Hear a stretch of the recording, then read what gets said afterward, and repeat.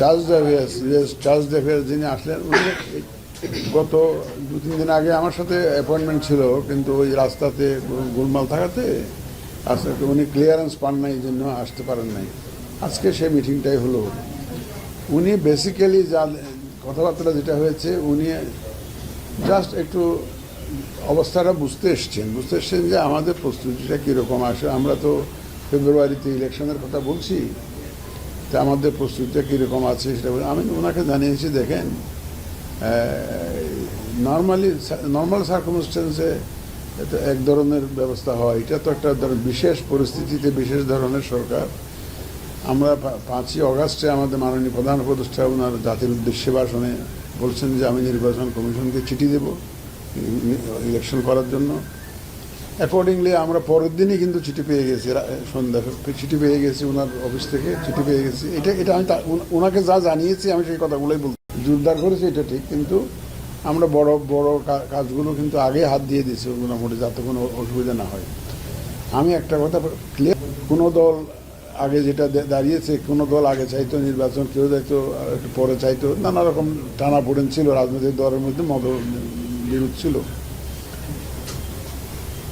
তো সেই জন্য হয়তো নির্বাচনের সময়টা ঠিক করতে একটু সময় লেগেছে। এখন আমরা যেটা মোটা দাগে যেটা ওনাকে জানিয়েছি যে আমাদের ইচ্ছা হচ্ছে কোনো কারণে যদি, আগের কথা বলছি আমি, এটা এখনকার কথা না, আগের যে নির্বাচন কমিশনের উপরে যাতে কোনো ব্লেম না আসে। নির্বাচন কমিশনের প্রস্তুতির অভাব রয়েছে, নির্বাচন কমিশন প্রস্তুত নয়, ওদের প্রস্তুতি সাফিসিয়েন্ট নয়, এই কথা বলে যাতে কোনো নির্বাচন নিয়ে কোনো ধরনের কথা না হয়, এই জন্য আমরা পূর্ণ প্রস্তুতি নিয়ে থাকব। যে কোনো সময় নির্বাচন সরকার যখন চাইবে আমরা যাতে ডেলিভার করতে পারি, সেই প্রস্তুতি আমরা নেব। আমরা কোনো ধরনের কোনো ব্লেম নিতে রাজি না, আমি এই কথাটা ওনাকে জানিয়েছি, এবং সেই লক্ষ্যে আমরা কিন্তু প্রস্তুতি নিয়েছি। তো উনি একটা জিনিস জানতে চেয়েছেন যে ল অ্যান্ড অর্ডার সিচুয়েশনের কথা। এটা আপনারা সবসময় যে প্রশ্নটা করেন, সবাই আমার সাথে দেখা করতে আসলে এই প্রশ্নটা করে। আমি মনে করি যে ল অ্যান্ড অর্ডার সিচুয়েশন এটা আমি সেদিনও আমাদের ট্রেনিং প্রোগ্রামে বলেছি। আমি 91 সালেও দেখেছি বিভিন্ন পাহাড়ের মধ্যে গোলমাল পরে একটা আন্ডারস্ট্যান্ডিং আসছে। 96 সালেও দেখেছি। আমাদের বর্তমান প্রধান উপদেষ্টা একজন উপদেষ্টা ছিলেন ওই সরকারে, জাস্টিস হাবিবুর রহমান সাহেবের কেয়ারটেকার গভর্নমেন্টে, উনি সায়েন্স অ্যান্ড টেকনোলজির উপদেষ্টা ছিলেন। উনিও ওই বিভিন্ন পার্টিকে নির্বাচনে আনতে ওনার চেষ্টা দেখেছি আমরা। 2001-ও এই যে ধরনের 2008-ও অনেক ধরনের পার্টির মধ্যে টানা পড়েন ছিল, কিন্তু একটা পর্যায়ে এসছে। উনি বললেন যে এখন তো বিভিন্ন পার্টির মধ্যে নানা মত, এটা আপনার ধারণা কি? আমার ধারণা হলো আমাদের রাজনৈতিক দলগুলো, আমি বিশ্বাস করি দেশের স্বার্থ ওনাদের সবার বিবেচনায় উপরে, দেশের স্বার্থ ওনারা বিবেচনায় রাখবেন, এবং আমাদের রাজনৈতিক দলগুলো দেশের স্বার্থে কাজ করেন, দেশের কথা চিন্তা করে কাজ করেন, এবং শেষ পর্যন্ত গিয়ে দেখবেন যে একটা পজিশনে এসে যায়। এই কথা আমি গোড়া থেকে বলে আসছি সবসময়। ধরুন আমি বলেছি যে ওনাকে বলেছি যে আমাদের রাজনৈতিক দলগুলো দেখবেন আপনি শেষ পর্যন্ত একটা আন্ডারস্ট্যান্ডিংয়ে আসবে।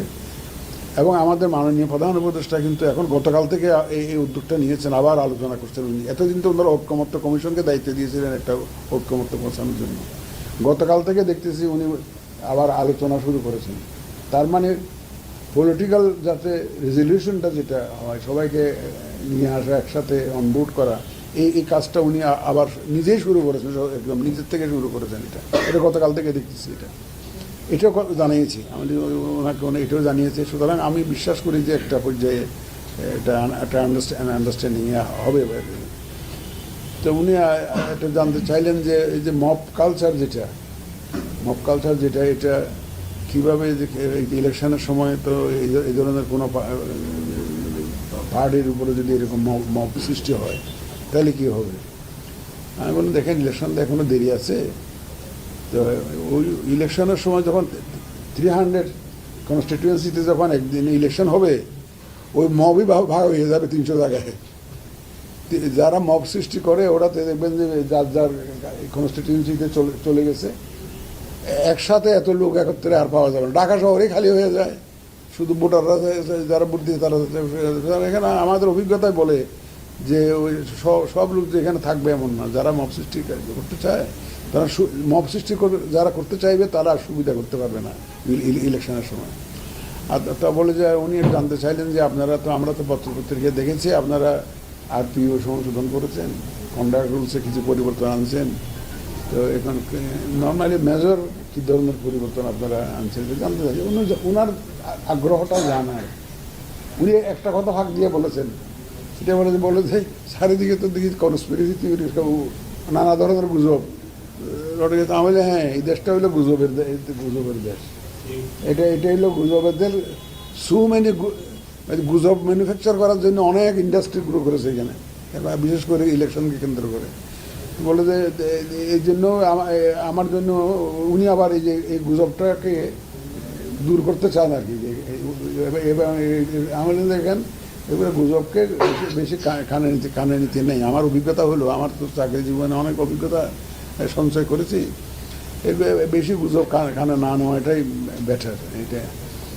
তো ওনাকে আমরা মেজর কী অ্যামেন্ডমেন্টস আমরা সাজেস্ট করেছি এগুলো বলেছি। আমরা বললাম যে আমরা তো একটা কনস্টিটিউশনাল আমাদের আরপিওতে একটা প্রভিশন ছিল, পুরো কনস্টিটিউয়েন্সির রেজাল্ট বাতিল করে দেওয়ার প্রভিশন ছিল, এটা বাদ দেওয়া হয়েছিল মাঝখানে।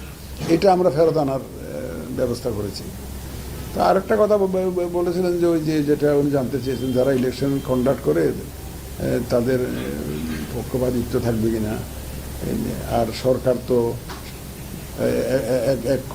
সিইসি বলেছেন যে 95% তো সরকার এই ইলেকশন করে, 5% ইলেকশন কমিশনের ভূমিকা থাকে, 95% সরকার করে।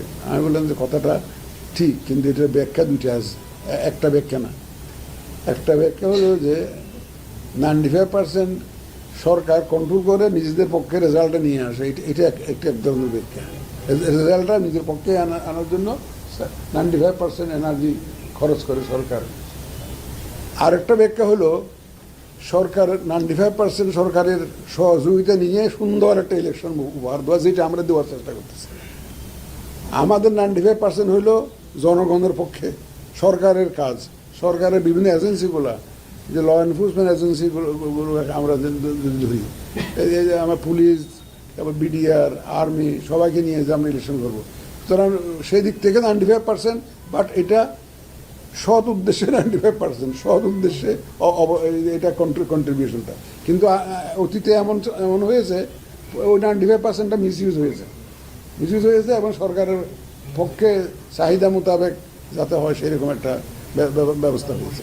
তো উনি বলে যে হ্যাঁ, ইউ আর রাইট, এটা ঠিক। আমার সাথে দেখেন, সরকারকে বাদ দিয়ে ইলেকশন করার কোনো সুযোগ নেই। আমরা তো ইলেকশন কমিশন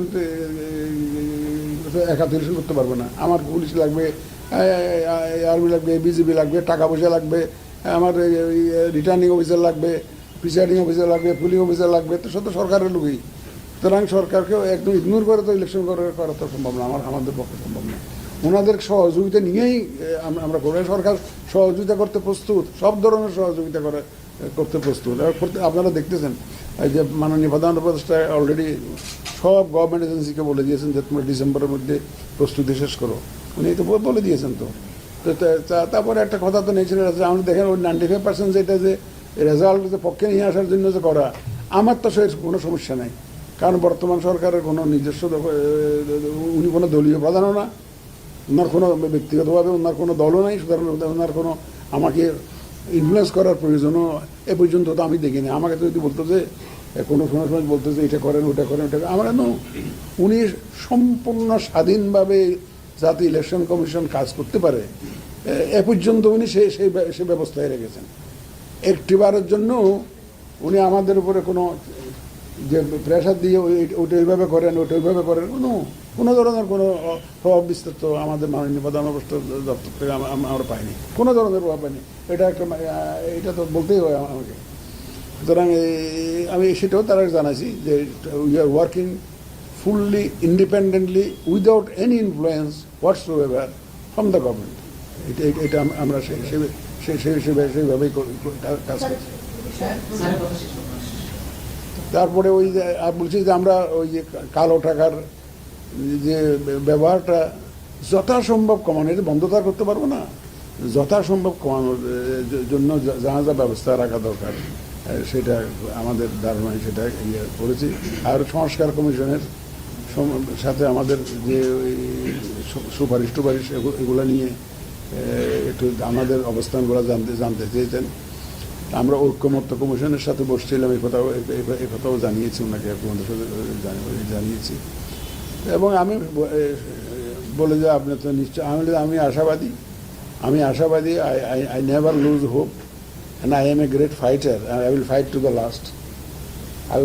দ্য লাস্ট। সর্বশক্তি দিয়ে আপনাদের সবাইকে নিয়ে, লেডিস অ্যান্ড জেন্টলম্যান অল, সবাইকে নিয়ে, দেশের জনগণকে সাথে নিয়ে ইনশাল্লাহ আমরা উইল ফাইট আউট। এই যে, এবং এই যখন হয় যে আমরা সর্বশক্তি দিয়ে একটা সুন্দর যাতে ইলেকশন হয়, সেই চেষ্টা আমাদের থাকবে। এখানে আমাদের চেষ্টার কোনো ঘাটতি থাকবে না। আর আরেকটা জিনিস ওনাকে বলেছি, দেখেন আমরা নতুন কতগুলো জিনিস এবার আমাদেরকে করতে হচ্ছে।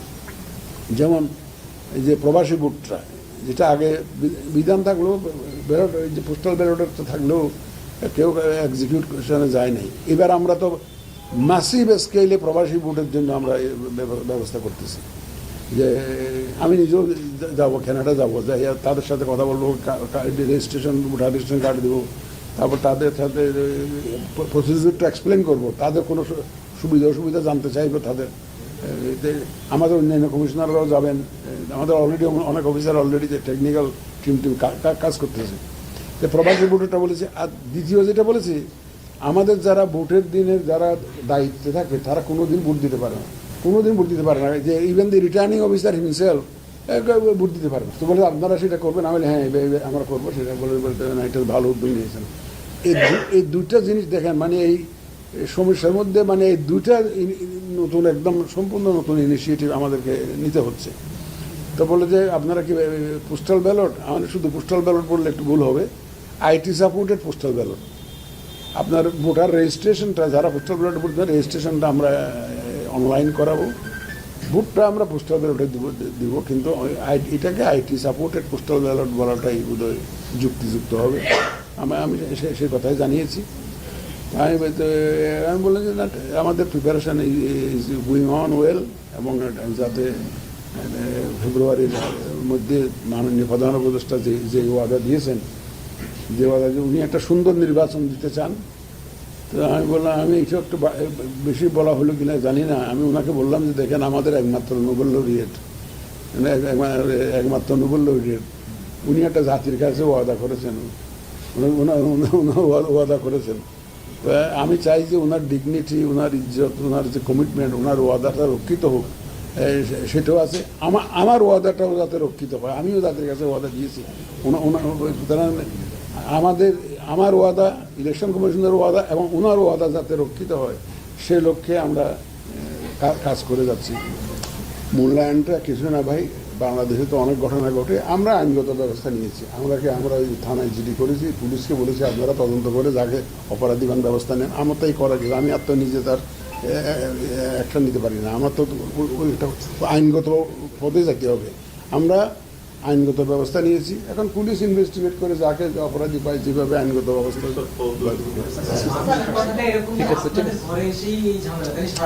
এখন ঘরে এসে, মানে এখন শুনানি তো নিয়ে আসছে, আমরা তো ওদেরকেও চিনিও না আসলে, যারা আসছে একমাত্র ব্যারিস্টারকে, লেডি ব্যারিস্টারকে চিনি, আর তো অন্যগুলোকে চিনিও না। তারা একটা গোলমাল করেছে, সারা বাংলাদেশে গোলমাল হচ্ছে। বা কোর্টে গোলমাল হয় না, কোর্টেতে গোলমাল হয়, আপনারা দেখতেছেন তো, হাইকোর্টে গোলমাল তো হয়। কিন্তু আমরা গোলমালের যেমন হয়, গোলমালের তো ওষুধও আছে। আমরা ঠিকই আইনগত ব্যবস্থার জন্য ব্যবস্থা নিয়েছি।